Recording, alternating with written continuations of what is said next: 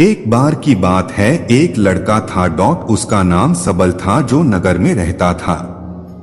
वह अपने जीवन से बहुत निराश था। उनकी निराशा का कारण यह था कि वह अब तक अपने जीवन में कुछ नहीं कर रहा था। उसके माता पिता उसे ताने मारते थे कि आपके सभी मित्र कुछ न कुछ कर रहे हैं, लेकिन आप अभी भी घर बैठे हैं। दोस्तों के बीच भी अक्सर उनका मजाक उड़ाया जाता था। वह कहीं जाता तो लोग उससे पूछते कि आप क्या कर रहे हैं। उसे यह बताने में भी शर्म आ रही थी, वह कुछ नहीं कर रहा था। धीरे धीरे उसने रिश्तेदारों से मिलना जुलना कम कर दिया और लोगों से मिलना भी बंद कर दिया। वह ज्यादातर समय घर पर ही रहता है। वह अकेला रोता है और भगवान को कोसता है और अपनी किस्मत को दोष देता है। अब उसे अपना जीवन बोझ लगने लगा था। कभी कभी वह सोचता कि कब वह कुछ करने के योग्य बनेगा, और फिर वह सोचता कि जिंदा रहने से अच्छा मर जाना है। एक दिन वह अपने नगर की एक गली से गुजर रहा था। तभी उसने देखा कि एक उपदेशक दुख और परेशानियों पर उपदेश दे रहा है। वह भी उसी भीड़ में सबसे पीछे बैठ गया और गुरु के प्रवचन सुनने लगा। उपदेशक कह रहा था, दुख एक शिक्षक की तरह है जो हमें जीवन की सच्चाई दिखाता है और हमें जीने का सही तरीका सिखाता है। आप चाहें तो जिंदगी जीना भी सीख सकते हैं। गुरुजी उपदेश दे रहे थे कि तुम चाहो तो कुछ भी हासिल कर सकते हो, और अगर चाहो तो एक कोने में बैठकर रो सकते हो। इन सभी बातों को सबल ध्यान से सुन रहा था, लेकिन शिक्षक की यह बातें पसंद नहीं आई। उसने खड़े होकर कहा कि कुछ भी सिखाने से दुख दूर नहीं होता। इसमें केवल दर्द होता है, दुख की पीड़ा अनंत है। ऐसा लगता है कि इसके बाद कुछ होने वाला नहीं है। इससे कुछ भी फर्क नहीं पड़ता है। इसके सामने तो मौत भी छोटी लगती है। उपदेशक ने कहा, फिर तुम्हारा दुख क्या है? सबल ने उसके सामने अपनी सारी व्यथा सुनाई और पूछा, मेरे दुख का कोई उपाय है तुम्हारे पास? यह सुनकर शिक्षक मुस्कुराए और बोले, तुम उस दिन मेरे पास आओ जब आपके जीवन में वास्तविक दर्द हो। मैं आपकी समस्या का समाधान अवश्य करूंगा। यह कहकर गुरु वहां से चला गया। सबल ने सोचा, कहीं मेरा दुख नकली तो नहीं है? क्या मैं जिस दर्द से गुजर रहा हूं वह नकली है? मेरा दुख कोई नहीं समझ सकता। जब मां बाप नहीं समझते तो गुरु क्या समझेगा? उनके दुखों से व्यथित होकर सबल ने एक फैसला लिया कि अब वह कुछ करेगा। सबल ने एक छोटा व्यवसाय शुरू किया, पर उसे सफलता नहीं मिल रही थी। लेकिन उसके घर वाले पूछते हैं कि क्या वह कुछ कोशिश कर रहा है। वह अपने व्यवसाय में लगा रहा और धीरे धीरे उन्हें सफलता मिलने लगी। फिर उसने गति पकड़ी और केवल 3 साल के अंदर ही वह एक बड़ा बिजनेसमैन बन गया। अब सबल के आसपास ऐसे कई लोग थे जो उसकी परवाह करता था, जो उससे प्यार करता था। अब उनके परिवार के सदस्य भी उसकी तारीफ करते नहीं थक रहे थे। दिन ब दिन उसके मित्रों की संख्या बढ़ती जा रही थी। अब वह अपनी जिंदगी से बहुत खुश था। उनके कुछ दोस्तों ने उन्हें सलाह दी कि जब आप एक बड़ा बिजनेसमैन बनकर बहुत खुश हैं, तो सोचिए आपको कितनी खुशी होगी अगर आप इस शहर और इस राज्य के सबसे बड़े बिजनेसमैन बन जाते हैं। कितने लोग आपसे जुड़ना चाहेंगे, आपकी कितनी बड़ी ख्याति होगी, और स्वयं राजा भी आपसे दोस्ती करना चाहेंगे और जरूरत पड़ने पर ही आपसे पैसे उधार लेंगे। दोस्तों की यह बात सबल के मन में घर कर गई। अब वह और पैसे कमाने की कोशिश करने लगा, लेकिन उसे यह सब बहुत ही जल्दी चाहिए था। वह समय बर्बाद नहीं करना चाहता था। उनका अधिकांश समय इन चीजों को प्राप्त करने में गलाने लगा, इसलिए वह ऐसे काम करने लगा जो सही नहीं था। उसने बड़ा उधार लेना शुरू कर दिया। उसके दोस्तों से पैसे की मात्रा और अधिक मुनाफा कमाने के लालच में वह अपने माल में मिलावट करने लगा। उसने अन्य व्यापारियों के खिलाफ भी साजिश रची और उन्हें डराया धमकाया, जैसा उसके दोस्त कहते थे वैसा ही करता था। वह इन तरीकों से ज्यादा पैसा कमा रहा था, पर अब उसके जीवन में पहले जैसा चैन न था। उनके मन की शांति गायब हो गई थी और वह रात को सो नहीं पाता था। वह हंगामे में रहता था। वह सब कुछ पाकर भी उन्हें किसी चीज में सुख नहीं मिल रहा था। एक दिन सबल अपनी गाड़ी में कहीं जा रहा था। तभी रास्ते में उन्हें उपदेशक का आश्रम दिखाई दिया। वह रुका और गुरु के पास जाकर बोला, संत, आपने मुझे मेरे पास आने के लिए कहा था जब मेरे जीवन में सच्चा दुख आता है। अब मैं बहुत दुखी हूं कि मेरी नींद हराम हो गई है। मुझे कहीं भी शांति नहीं मिल रही है। इस प्रकार सबल ने अपनी सारी समस्याएं गुरु को बता दी। गुरु ने कहा, जब तुम पहली बार मुझसे मिलने आए थे तब भी तुम किसी दुख में थे। आपने उस दर्द से क्या सीखा? सबल ने कहा कि सिर्फ सोचने और चिंता करने से कुछ नहीं होता। आपकी दृष्टि को सच करने के लिए यह कार्रवाई करता है। और सिर्फ काम करने से कुछ नहीं होता, परिणाम भी मिलना चाहिए। जब आपको लगता है कि आपका लक्ष्य हासिल नहीं होने वाला, तब राह में चाहे कितनी भी मुश्किलें आ जाएं, मन कितना भी निराश क्यों न हो, कितना भी लगता हो कि अब कुछ नहीं होने वाला है, तभी विश्वास करें, मैं जो भी कर रहा हूं उसमें अवश्य सफल होऊंगा। लोग केवल सफल लोगों का सम्मान करते हैं। कोई कितना भी अच्छा क्यों न हो, वह हमेशा लोगों की नजरों में बोझ बने रहते हैं। यह सब सुनकर उपदेशक मुस्कुराया और बोला, जब आपके पास है तो यह वास्तविक दुख नहीं है। अपने जीवन में वास्तविक दुख आए तब मेरे पास आओ, मैं उसे ठीक कर दूंगा। सबल ने जाते समय साधु को सोने के सिक्कों से भरा घड़ा भेंट किया। घड़े को देखकर गुरु ने कहा कि यह मेरे किसी काम का नहीं है। उस पेड़ के नीचे गड्ढा खोदकर गाड़ दो। सबल ने घड़े को पेड़ के नीचे दबा दिया, जैसा कि गुरु ने बताया, और वहां से चला गया। कुछ दिनों से कारोबार ठीक चल रहा था, लेकिन व्यापार के गलत तरीके के कारण धीरे धीरे उसे व्यापार में घाटा होने लगा। उसकी सारी दौलत धीरे धीरे खत्म होने लगी और एक दिन ऐसा भी आया जब उसके पास कुछ भी नहीं बचा और उस पर कर्ज का बोझ चढ़ गया था। परंतु वह निश्चिंत था, क्योंकि उसने अपना सारा कर्ज अपने दोस्तों से लिया था। उसने सोचा कि उसके दोस्त बुरे वक्त में उनके साथ खड़े रहेंगे, लेकिन ऐसा कुछ नहीं हुआ। जैसे ही बुरा वक्त आया, दोस्त पहले उससे कर्ज मांगने लगे। अगर उसने कर्ज नहीं लौटाया, उन्होंने उसे जान से मारने की धमकी भी दी। उनके सभी शुभचिंतक और प्रियजन उससे दूर हो गए। उसके दोस्त जो उसके साथ मस्ती किया करते थे, अब उससे दूर भाग रहे थे।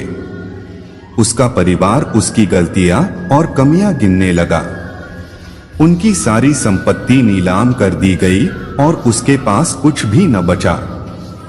जब उसने अपने पिता से मदद मांगी, पिता ने कहा कि मेरे पास थोड़ी सी संपत्ति है, मैं तुम्हारी माँ को क्या कहूँगा अगर मैं तुम्हें दे दूं?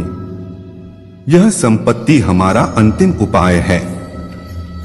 सबल के मन में गहरा दुख छा गया। उसके आसपास कोई नहीं था जो उनके दुख को समझ सके, जो उसे संभाल सके। जनता के इस विश्वासघात के कारण वह अंदर से टूट चुका था। वह सोचने लगा कि अब जीने का क्या मतलब है, अब मौत ही मेरा सहारा है। वह आत्महत्या करने के लिए पहाड़ी पर जा रहा था, तब से उसे याद आया कि उस शिक्षक ने उससे कहा था, मेरे पास आओ जब तुम्हारे जीवन में वास्तविक दुख हो। सबल गुरु के पास गया और अपनी सारी व्यथा सुनाई।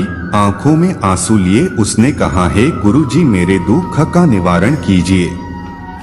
गुरु ने कहा, जब जीवन में असली दुख होता है तब मेरे पास आ जाना, मैं इसे जरूर ठीक करूंगा। सबल ने कहा कि ये क्या हो रहा है, मेरी जिंदगी में अभी दुख नहीं है, तो आखिर असली दुख क्या है? गुरुजी ने सबसे कहा कि पहले आप मुझे बताओ, आपने अपने दुख से क्या सीखा? सबल ने कहा कि मैंने वह सीखा, जो लोग हमारे जीवन में आते हैं वह हमारी सफलता और प्रगति के कारण वो हमें धोखा जरूर देंगे, क्योंकि बुरे समय में वे हमारे साथ नहीं खड़े होंगे। वे अच्छे समय में ही हमारा फायदा उठाएंगे और बुरे समय में हमें छोड़ देंगे। उन लोगों पर ही भरोसा करें जो हमारे बुरे समय में हमारे साथ खड़े रहते हैं। लेकिन ऐसे लोग बहुत कम होते हैं, लेकिन जिनके पास है उन्हें उनकी सराहना करनी चाहिए, उनका अपमान नहीं करना चाहिए। मैंने कभी भी किसी के खिलाफ साजिश नहीं रखना चाहिए। अपना काम ईमानदारी और धैर्य से करें और कभी लालची मत बनो। अपने सारे दुख दर्द और अनुभव बयां करने के बाद सबल गुरुजी के सामने आंखों में आंसू लिए बैठ गया।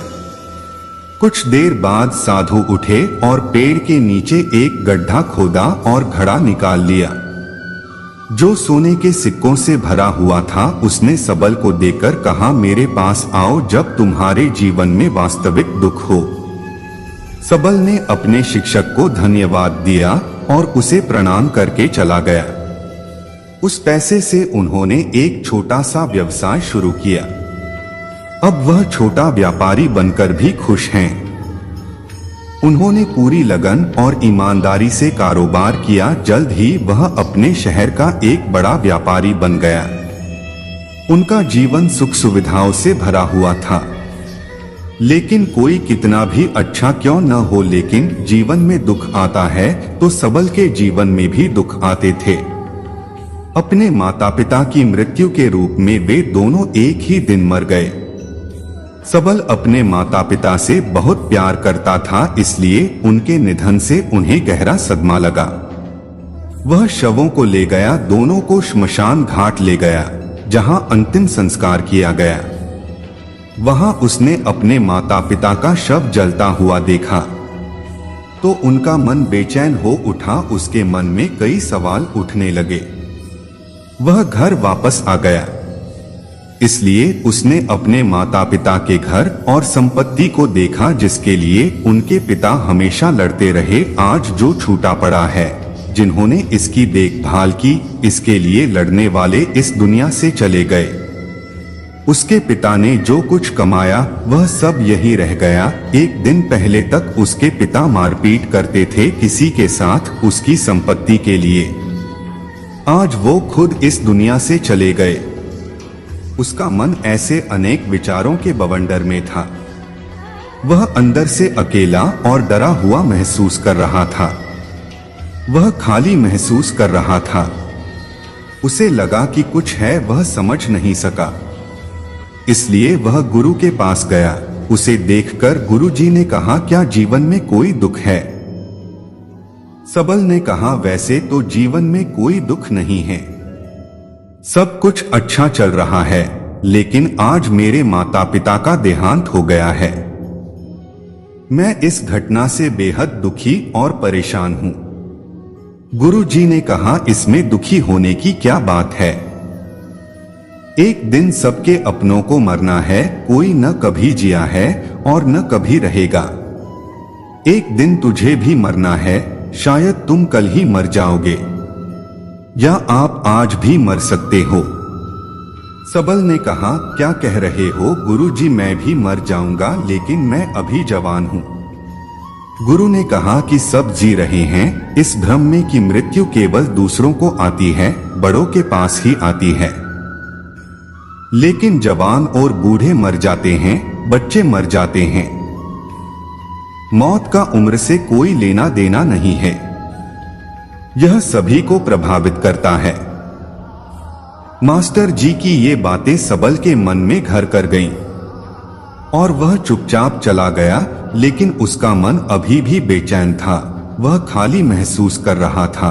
वह सारा दिन अपने बारे में ही सोचता रहा कि वह कौन है, वह इस दुनिया में क्यों आया है, क्या जीवन का लक्ष्य केवल चीजों को खाना और मरना है। ऐसे कई सवाल उसके दिमाग में लगातार उठ रहे थे, लेकिन उन्हें अपने किसी भी सवाल का जवाब नहीं मिल रहा था और उसका दुख दिन ब दिन बढ़ता ही जा रहा था। इसलिए कुछ दिन बाद वह फिर से गुरुजी के पास पहुंचा और बोला, हे स्वामी, मैं बहुत दुखी हूं क्योंकि मैं यह नहीं जान पा रहा हूं कि मैं कौन हूं और मैं इस दुनिया में क्यों आया। यह सुनकर गुरुजी मुस्कुराए और बोले, आज आपके जीवन में पहली बार सच्चा दुख उत्पन्न हो गया है। यह वास्तव में दुख कहलाने के लायक हैं। हम नहीं जानते कि हम कौन हैं, हम क्यों आए हैं, क्या करें, कैसे करना है।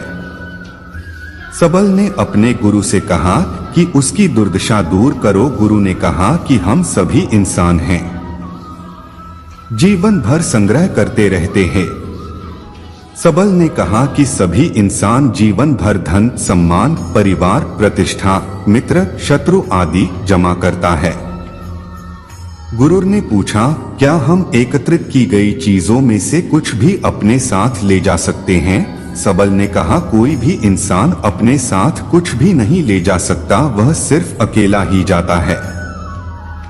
मेरे माता पिता भी अपने साथ कुछ भी नहीं लेकर गए, सब कुछ धन संपत्ति वैभव सब कुछ यहाँ पर छोड़कर गए। शिक्षक ने कहा, अब मेरी बात ध्यान से सुनो, इस संसार में हमें जो संग्रह करना चाहिए वह हम नहीं करते। चीजें हमारे सामने होती हैं, लेकिन हम उन्हें देखने की कोशिश नहीं करते। हमें इस दुनिया में जो कुछ भी इकट्ठा करना है वह हम खुद हैं। हमें खुद को जुटाना होगा ताकि जब हम मरें तो हम एकजुट हो सकें और खुद को पहचानने में सक्षम होने के लिए हम अंदर बंटे हुए हैं।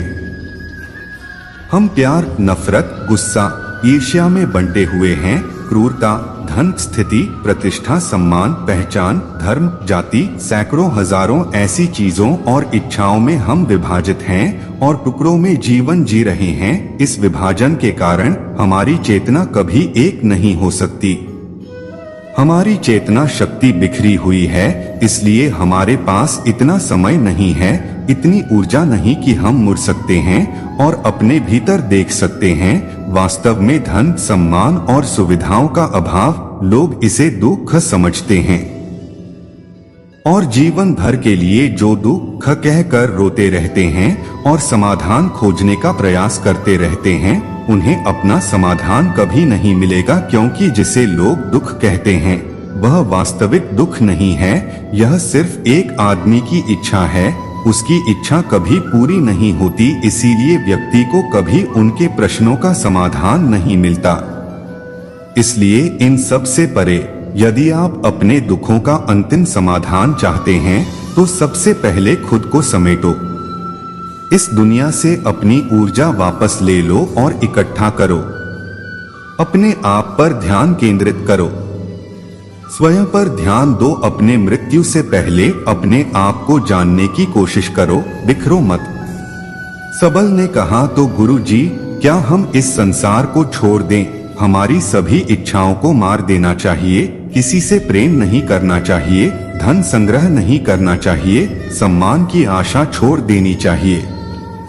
शिक्षक ने कहा कि भावनाओं और इच्छाओं ऐसे बिखरे हुए मनुष्य में से निकल आ, जैसे कोई पत्थर पहाड़ से गिरे जिस पर पर्वत का कोई वश नहीं है सिवाय देखने के। परेशान होना और कुछ खोना, वैसे ही बिखरे हुए मनुष्य की इच्छाएं बेकाबू और दर्दनाक हैं। उसका अनियंत्रित मन इच्छा करता रहता है और कल्पना करता रहता है और यह दुख देता है। लेकिन जब एक व्यक्ति अपने मन को एकत्र करता है तो वह जो कुछ भी करता है वह उसके नियंत्रण में होता है। फिर उसकी इच्छा से इच्छाएं भी उत्पन्न होती हैं। सबल ने कहा कि आपने मेरे असली दुख का समाधान कर दिया। आपका बहुत बहुत धन्यवाद।